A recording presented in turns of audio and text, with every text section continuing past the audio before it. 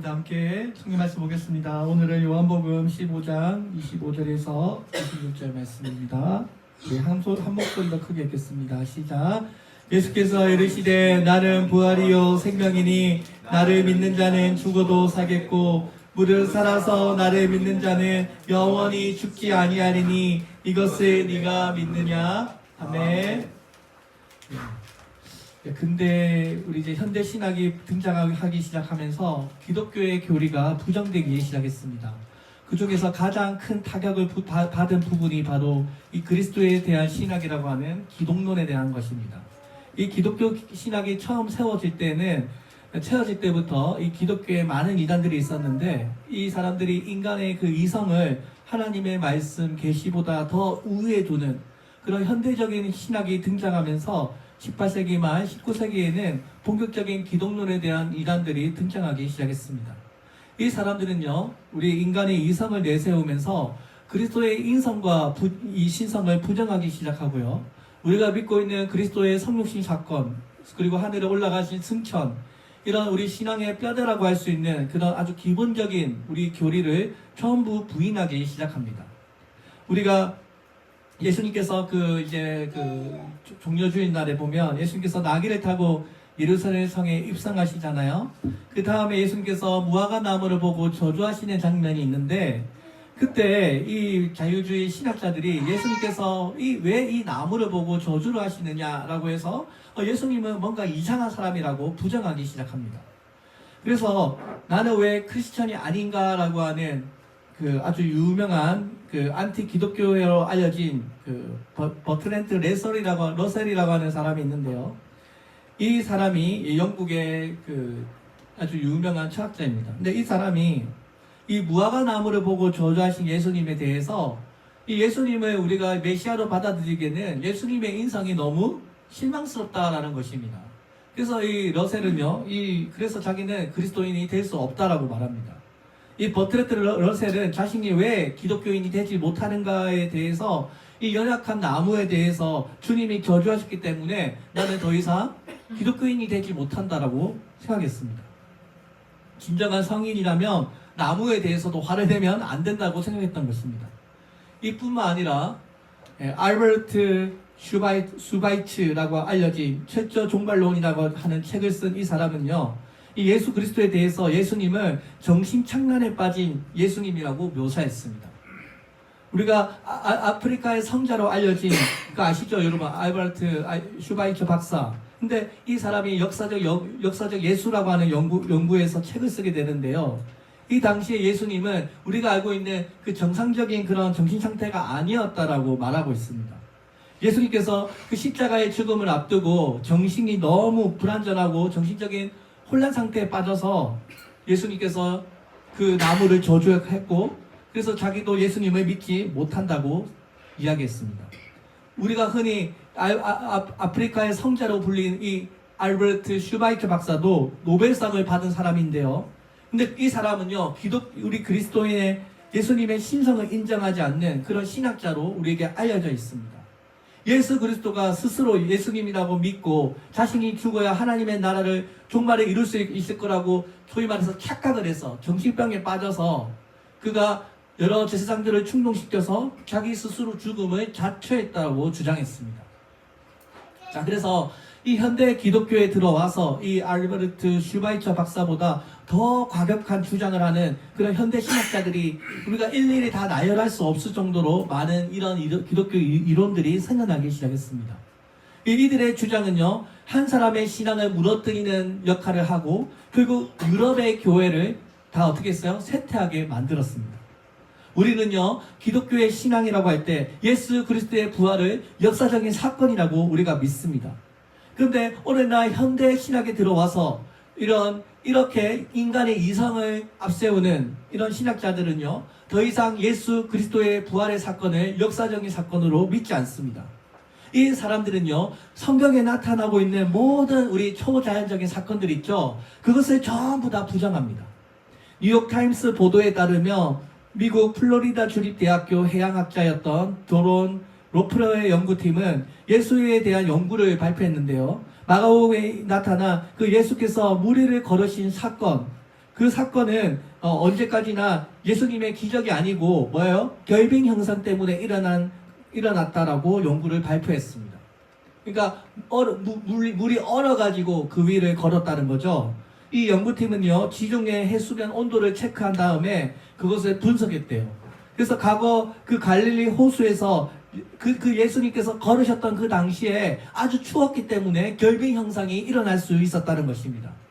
지금보다 더 추웠던 1500년 전, 2500년 전에는 지금보다 날씨가 훨씬 추웠기 때문에 그 갈릴리 호수가 얼었을 가능성이 높다는 것입니다. 갈릴리 호수가 지금보다 훨씬 추웠기 때문에 대기 온도가 영하로 내려갔다면 그 갈릴리 호수에서 나오는 그 염수의 차이로 인해서 사람의 무게를 지탱할 수 있을 만큼 두꺼운 얼음이 형성되었을 것이라고 생각했고, 그래서 예수님이 물 위를 걸었다고 주장한 것입니다. 그래서 이 사람들은요, 예수님께서 물 위를 걸었다고 하는 이 초자연적인 사건에 대해서 어떻게든 과학적으로 이것을 설명하려고 합니다. 그러니까 예수님께서 물 위를 걸을 수 있다는 것은 부정하는 거죠. 어떻게든 그냥 과학적으로 예수님께서 물 위를 걸을 수 있는 그런 현상으로만 이것을 설명하려고 합니다. 이 신학자들은요, 오늘날 이렇게 성경의 이런 이 자연현상에 반대되는 이런 현상들을 어떻게든 과학적으로 또는 비유적으로 설명해 보려고 합니다. 근데 우리는요, 어떻습니까? 예수님께서 진짜 문자적으로 이 물 위를 걸을 수 있는 분이라고 우리가 믿습니다. 우리가 왜 이것을 비유적으로 믿지 못하냐면, 예수님께서는요, 비유적으로 말씀하실 때는 이것은 비유라고 말씀하십니다. 달란트 비유처럼. 그죠? 예수님께서 비유라고 말씀하실 때는 정확하게 비유라고 말씀하십니다. 근데 이 물 위를 거는 사건은요, 비유적인 사건이 아닙니다. 예수님께서 이 바다 위를 걸었다는 이 사건은요, 그리고 우리가 믿고 있는 이 부활의 사건은요, 역사적인 사건으로 기록되고 있습니다. 이것을 한 번도요, 비유적인 사건이라고 이야기한 적이 없습니다. 물리적으로 일어났다는 것입니다. 그동안 행하신 예수님의 그 여러 가지 기적들을 보면요, 사실 이거 아무것도 아니거든요. 왜냐면 예수님 죽은 자도 살리시고 눈먼 자도 고치시고 그잖아요. 예수님께서 많은 그 기적들을 행하신 것에 비하면 이 물 위를 거는 사건은요, 정말 아무것도 아닌 것입니다. 왜 굳이 우리가 이것을 비유적으로 믿어야 할까요? 그럴 이유는 없는 것입니다. 예수님께서 우리가 물 위를 걸을 수 있는 그런 능력을 가지신 분이라고 우리가 믿기 때문입니다. 그리고 믿음이 있으면 예수님께서 뭐든지 할 수 있다고, 저 산도 옮길 수 있다고 우리에게 말씀하신 분이기 때문입니다. 그래서 문자 그대로 예수님께서 물 위를 걸으셨고, 그 베드로도 잠깐 동안이나 물 위를 걸었고, 겁이 나서 무서워져서 물 위에 빠지게 되었다라는 것을 성경이 그대로 기록하고 있습니다. 이것뿐일까요? 성경에 보면 우리가 믿지 못한 사건들이 많이 있습니다. 고고학자들과 성서학자들은 이스라엘 백성들이 홍해를 건넜다고 하는 그 사건이요, 믿지 않습니다. 이스라엘 후손들이 그 바다를 건넜다고 하는 그 증거를 찾지 못해서 이게 홍해가 아니고 이게 혹시 갈대밭이 아니냐라고 하는 논쟁이 있습니다. 여러분 이 논쟁 잘 아시죠? 홍해가 아니라 그 옆에 갈대밭이 있어서 갈대밭을 건넜다고 하는 주장들이 있습니다. 왜냐하면 이 이스라엘 백성들이 장정만 200만 명인데 어떻게 갑자기 동풍이 불어가지고 바다 위를 걸을 수 있느냐, 이거 말도 안 된다. 그래서 이 사람들이 나름대로 신학적인 그런 지식을 가지고 이 히브리어 원어를 분석하기 시작했는데요. 이 히브리 성경에 보면 이 모세가 그 홍해 강을 건넌 그 지점이 얌수프로 되어 있는데요. 얌수프. 근데 이 수프라고 하는 뜻이 이게 북다라고 하는 의미가 아니라 갈대의 의미가 있다고 합니다. 그러니까 홍해가 우리가 알고 있는 빨간 바다가 아니고 이 빨간 북다라는 뜻이 갈대라고 하는 뜻이 있다고 합니다. 그래서 이 사람들은요, 홍해를 건넌 게 아니고 갈대밭을 건넜다, 습지를 건넜다라고 말합니다. 이 불다라고 하는 이 갈대의 원어만 생각하면 우리가 어떻게 됩니까? 이 예수님의 이 이스라엘 백성들의 출애굽 사건, 이게 구약에 일어난 정말 위대한 사건인데 이게 아무것도 아닌 것이 되어버립니다. 그죠? 전혀 감동이 없어요. 그냥 갈대밭을 건넜다고 하니까. 그러니까 이스라엘 하나님은요, 바다도 건널 수 없고 바다 위를 걷지 못하는 그런 아주 그냥 우리가 알고 있는 그냥 그런 하나님으로 이야기가 진행될 뿐입니다. 자, 이렇게 된다면요, 이스라엘 바로의 군대들이 뒤쫓아오다가 그 물이 갑자기 불어가지고 죽게 되었다는 그런 우리가 알고 있는 그 출애굽기 이야기와는 전혀 맞지 않게 되는 것입니다. 여러분, 우리가 성경을 이해하는 데 있어서 사실 다양한 방법들이 사용됩니다. 어떤 사람들은 과학적인 고증을 통해서 믿기도 하고요. 어떤 사람들은 어떤 문화적인 또 언어적인 작품으로서 이 성경을 이해하기도 합니다. 우리가 이러한 방법들도 성경에 있는데 도움이 되지만 정말 중요한 것은 우리가 이 성경을 받아들이는 태도인 것입니다. 우리가 성경을 읽을 때 우리의 이성을 초월하는 부분이 있는 것은 사실입니다. 그죠? 근데 우리가 이 성경을 읽는 이유는 우리의 믿음을 더 공고하게 하기 위해서 이 성경을 읽는 것입니다. 우리가 읽고 싶은 부분만 읽고 초자연적인 것을 받아들이지 않는다면 성경에 뭐가 남을 수 있을까요? 오늘 우리가 성경을 읽으면서 우리의 마음의 태도가 어때야 합니까? 성경은 굳이 그렇게 이야기하고 있지 않는데 구태여 이 감동적인 이 출애굽의 이야기를, 이 영광스러운 탈출을 아주 조촐한 그런 갈대밭을 습지를 지났다라고 굳이 만들 필요가 있을까요? 오늘 우리는 정말 문자 그대로 이스라엘 백성들이 출애굽할 때 기적적으로 하나님의 역사가 바람이 불어서 이 갈대밭이 아니고 이 바다를 건넜다라고 우리가 믿습니다. 자, 마찬가지로 여러분 오늘날 이 예수님의 이 성경을 부인하는 사람들은 예수님의 부활도 믿을까요? 안 믿을까요? 네, 믿지 않습니다. 그래서 이 마가복음을 공부하는 많은 사람들, 또 이 복음서를 공부하는 사람들은 이 예수님의 부활의 사건에 대해서도 여러 가지 학설들을 만들어냈습니다.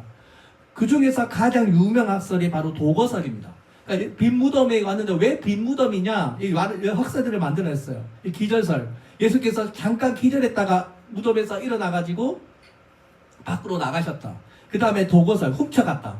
예수님의 제자들이 그 예수님의 그 시신을 도둑질해가지고 뒷무덤, 예수님께서 부활했다고 그렇게 허위사실을 유포했다는 것입니다. 이게 굉장히 유명해요. 이 도거설. 그 다음에 착각설. 여인들이 안식 후 첫날 새벽에 예수님의 무덤이 아니라 다른 무덤에 가서 예수님의 무덤인 줄로 착각했다라는 것입니다. 그 다음에 강령설. 예수님은 원래 강령술자, 우리가 말하는 무당이었는데 예수님께서 육체를 떠난 후에 초자연적인 능력으로 원래 형상으로 제자들에게 나타나셨다. 이렇게 여러 가지의 학설들을 이야기해서 예수님의 그 부활의 역사적인 사건을 부인합니다. 이 중에서 제일 유명한 그 학설이 도거설입니다. 도거설. 훔쳐갔다는 것입니다. 여러분, 우리의 신앙은 역사적인 신앙입니다. 우리의 이 기독교는요, 예수님의 빈 무덤 위에 세워진 종교입니다. 지금 초대교회부터 지금까지 여러분, 예수님의 이 죽으심과 부활하시라고 하는 이 역사적인 사건 위에 이 교회가 세워져 있고 우리가 이것을 믿습니다. 부활, 여러분 이것을 믿으십니까? 오늘 소크라테스는요, 내 자신을 알라라고 하는 이 진리를 설파하다가 아테네 청년들에게 고발하여 죽게 되었습니다. 제자들이 탈출의 길을 열어두고 도망할 것을 간청했지만 결국 독배를 마시고 묵묵히 죽음을 받아들였습니다. 그리고 부처님 시타르타는요, 생로병사의 문제를 해결하기 위해서 왕자의 몸으로 가출하여 수행하다가 도대체 이 고통이 어디서 왔는지를 깨닫고 고난의 문제를 일목요연하게 정리했습니다. 근데 그 또한 이 죽음의 문제는 결국 해결하지 못했고 다시 그 힌두교의 윤회설로 돌아갔습니다. 불교의 창시자 이 석가모니도, 이슬람의 창시자 모하마드도 결국 다 죽게 되었고요. 그들의 무덤은 아직도 남아 있습니다. 근데 오직 예수님만이 뭐예요? 무덤이 없습니다, 여러분. 왜요? 예수님께서 죽으시고 부활했기 때문입니다. 예수님께서 진짜 부활했다는 것을 보여주시기 위해서 어떻게 하셨어요? 40일 동안 제자들과 함께 동거동락 하셨고요. 내 손을 만져봐, 내 옆구리를 만져봐 라고 하시면서 예수님의 육체를 직접 만지도록 하셨습니다. 여러분, 그렇죠? 누가복음 24장 39절에 보면 내 손과 발을 보고 나인 줄을 알라, 또 나를 만져보라. 예수님께서 얼마나 못 믿으면요, 나를 한번 만져보라고 말씀하신 것입니다. 오늘 우리가 이 교회를 다니면서요, 우리가 이 기독교의 복음을 전파하는 것도 중요하지만 또 이 주님의 진리를 우리가 잘 수호하고 보존하는 역할 또한 중요하다는 것을 알아야 합니다. 지금 현재 우리 인간의 수명이 계속 발달하고 있어서 과학연구, 의학이 계속 발달해서 인간의 수명이 예전에 비해서 2배나 늘어났습니다. 근데 인생에 있어서 참 공평한 것은 이 의학과 과학이 아무리 발달하다고 한들 이 하나님의 생명을 우리가 영원히 살 수는 없다는 것입니다. 누구나 죽을 수밖에 없다는 것입니다. 근데 하나님을 믿지 않는 사람들은요, 이 죽음 이후의 인생에 대해서는 생각하지 않습니다. 우리가 부활, 또 이 부활에 대한 확신, 부활에 대한 소망이 없는 사람은요, 아직도 그리스도인이 아닌 것입니다. 오늘 우리는 이 그리스도의 이 부활의 사건을 믿고 이 위에 우리가 교회 생활을 하고 이것을 통해서 우리가 예수님께 구원받는다고 우리가 믿습니다. 그 예수님의 부활 사건이요, 우리의 인생을 바꾸어 놓았습니다. 제가 노방 전도를 하면서요, 만나게 된 사람들 중에 박호진 장로님이 있습니다. 이 박호진 장로님이 저에게 보내주신 메일이 있는데요, 이 메일이 정말 감동적입니다. 제가 예전에도 한번 읽어드렸는데 제가 한 번만 더 읽어드릴게요. 변 목사님, 작년에 연세대학교 졸업 50주년 기념책자에 올린 글을 써달라기에 제가 이 편지를 보냅니다. 이 편지 제목이 기독교인이 되어버린 나의 삶. 50여 년 전 연세 캠퍼스 4년 동안이나 매주 한 번은 채플에 참석을 했으면서도 전혀 기독교 신앙에 젖어 있지 않던 나. 취업해서 직장인 동료들이 교회를 다니라고 전도를 하면 교회를 다니려면 내 10손가락을 장을 지지겠다. 사람이 한 번 태어나서 살면서 옳고 바르게 살면 되는 거지 교회는 뭐 하냐고 다니냐고 핀잔을 주었다. 내가 교회를 다니면 내 성을 갈고 내가 나갈란다라고 하면서 그토록 전도받기를 거부했었고, 예수쟁이는 서양 지식이라고 내 입에 붙어 다니는 단어들이었다.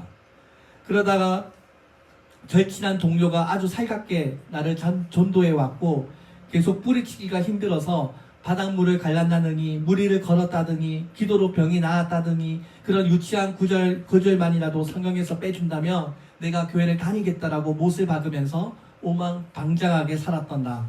엔지니어로서 공장을 건설하고 관리하면서 오로지 현실만을 똑바로 보면서 올곧고 정직하게 나름대로 최선을 다해서 살았던 나. 소작인들을 고용해서 농사를 지어 우리 집안의 가훈은 부러지면 부러졌지 휘어지지는 말라였고, 매사 전략하려가 일상의 가르침이었다. 집안의 어른들은 모두 강당이 있는 당당한 성품이었고, 콩 심으면 콩만 나는 줄로 아는 분들이었다.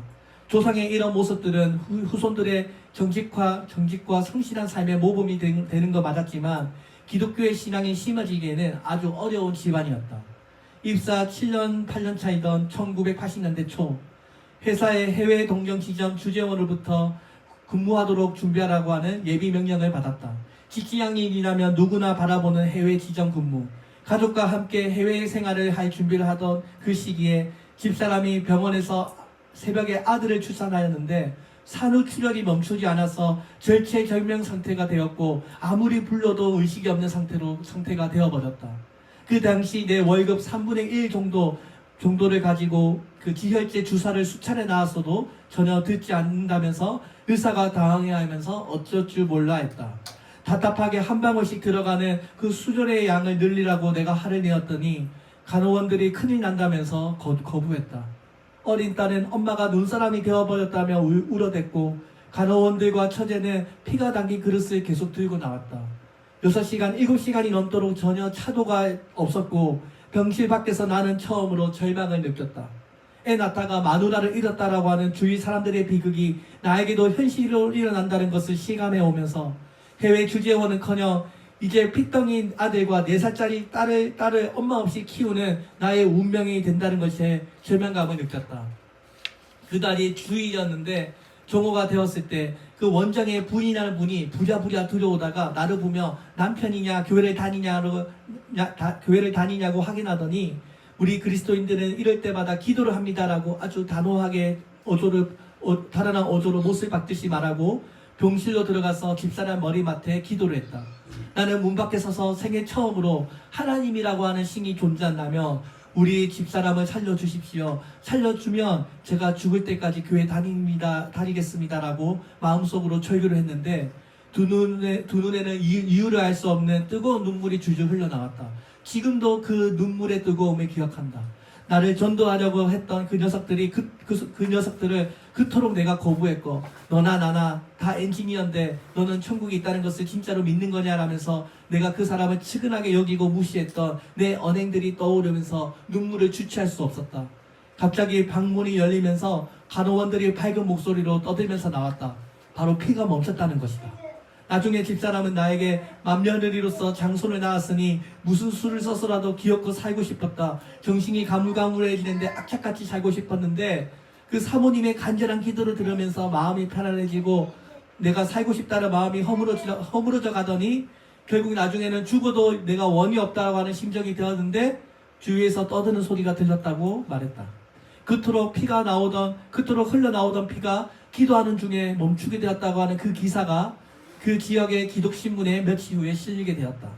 다음 날부터 성경책을 사서 읽으면서 우상숭배가 하나님이 가장 싫어하는 죄들이라는 것을 알게 되었고 1년에 수차례씩 전에 지내오던 집안의 제사를 전부 없앴다. 예수님이 기적적으로 절대 하나님을 믿지 않겠다고 하던 이 엔지니어 불신자의 인생을 바꾸어 놓으셨다. 이분이 나중에요 장로님이 됩니다. 전주에 있는 소망교회 장로님이 됩니다. 여러분, 우리가 이성적으로 어떻게 이 부활의 사건을 믿을 수 있겠습니까? 요한복음 2장 29절에서 예수께서 이르시되 너는 나를 본고로 믿느냐? 보지 않고 믿는 자들이 복되도다 하시니라. 여러분, 오늘 우리들 중에 예수님 보고 믿으신 분 계십니까? 한 분도 없습니다. 그죠? 저도 목사지만 하나님을 만나본 적은 없습니다. 여러분, 어떻게 예수님을 믿으십니까? 우리가 직접 예수님을 보지 못했지만 여러 사람들의 그 부활을 목격한 그 증언을 토대로 우리가 믿습니다. 예수님께서 친히 우리 부활의 몸으로 나타나셔서 거룩하고 영광스러운 부활이 있을 것임을 많은 사람들에게 보여주셨습니다. 그리고 이 놀라운 주님의 사건은요, 예수님만 부활하는 것이 아닙니다. 누구도 부활합니까? 예수님을 믿는 우리들도 예수님처럼 부활하게 될 것이라는 것입니다. 여러분, 놀랍지 않습니까? 이 그리스도의 부활은요, 궁극적으로는요, 우리를 위한 주님의 높아지심이었습니다. 오늘 이 예수님의 고난에 비하면 우리가 받게 되는 이 고난은요, 아무것도 아닙니다. 예수님께서 받으시는 그 앞으로 우리가 장차 누리게 될 그 하나님의 영광에 비하면요, 아무것도 아닌 줄로 믿습니다. 여러분, 오늘 우리가 예수님의 부활의 능력을 우리가 체험하고 또 예수님의 신실한 증인이 되기를 소망합니다. 오늘 주님께서 우리에게 약속하셨습니다. 볼지어다 내가 세상이 끝나는 그날까지 내가 너희와 항상 함께 있을 것이다. 오늘 우리가 세상이 종말이 임하는 그날까지 주님의 부활의 증인으로 살아가기를 소망합니다. 우리가 주님의 도우심을 받아서 예수 그리스도의 부활을 믿는 체험적인 신앙인이 되시기를 주의 이름으로 축원드립니다. 네, 기도하겠습니다. 하나님 아버지 감사합니다. 오늘 이렇게 주일 새벽에 우리가 주일날 모여서 하나님 이 부활절 주님께서 죽으시고 부활하신 이 놀라운 사건을 믿게 해주시니 감사합니다.